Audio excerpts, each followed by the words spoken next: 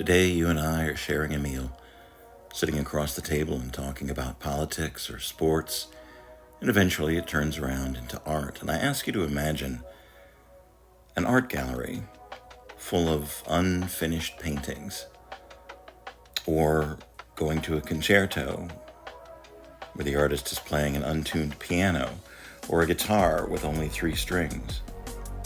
Imagine we go to see a band and the band doesn't ever finish a song, or maybe they just play verses and tell us that they have not yet written a chorus. Or we go out to dinner somewhere like the place we're sitting now and the food comes out undercooked or not quite prepared correctly. Or we go to a play and everything is wonderful and the story is great, but there's no costuming and the lights aren't quite right. Or we're in the middle of a novel that we're enjoying very much, and it just ends abruptly without pulling together any of the plot points or satisfying the character development. And perhaps somewhere there's a potter who has made dozens upon dozens of beautiful clay pots and vases, but never really puts them to the fire, never puts them into a kiln to finish them. And so all she has is shelf upon shelf of lovely, dried out clay. I learned early on in my career that there's a big difference between a potential client calling around looking for a magician and a potential client looking for me, Hannibal, the performer, the magician, the storyteller. And the big difference in that is finishing the art pieces.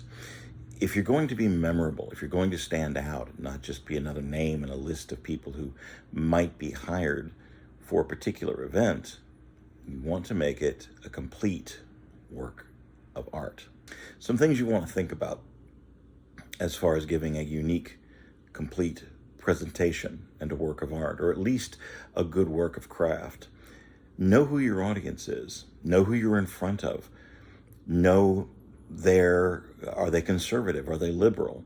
Are they old? Are they young? Are you talking to a group of college students? Or are you talking to a group of CEOs? Dig into it. If you have the opportunity, dig in and find out who exactly is going to be in the audience. And while I say tailor your presentation towards those people, you don't have to change everything. Still come from your heart, still believe what you say, but talk to them on a level that they're used to, and you'll go a long way. You want to make sure you have a structure. Good stories have a good structure. What you're presenting in a work of performance conjuring is a structured story.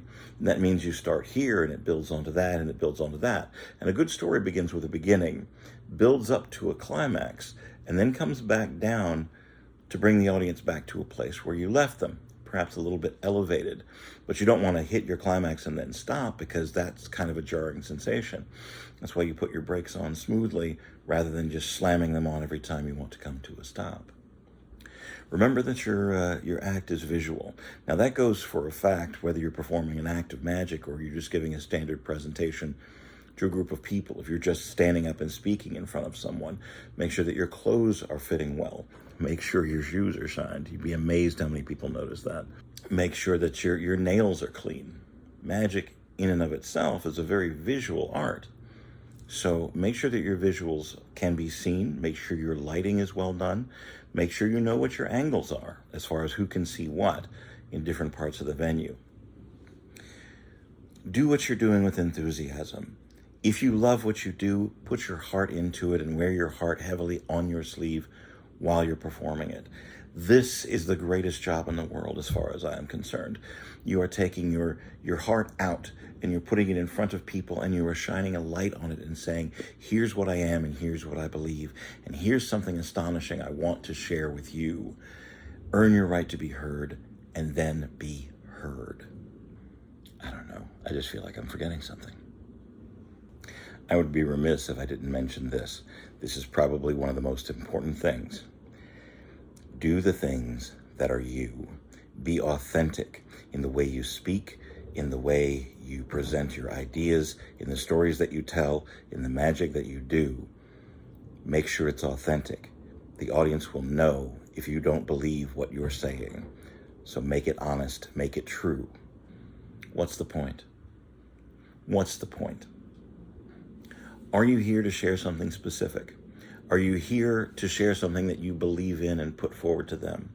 Are you simply there to make them laugh? To take some burden off of their day? That is a very, very noble task. Simply to make someone laugh and forget their troubles, even for a moment, and they will bless you for it. Go over it. Know your art. Present something complete. Don't let your clay get dry. I hope there's love where you are. Thanks for watching. I really appreciate it. Could use your help and your support. If you'd like to become a patron, my Patreon is available in the description below.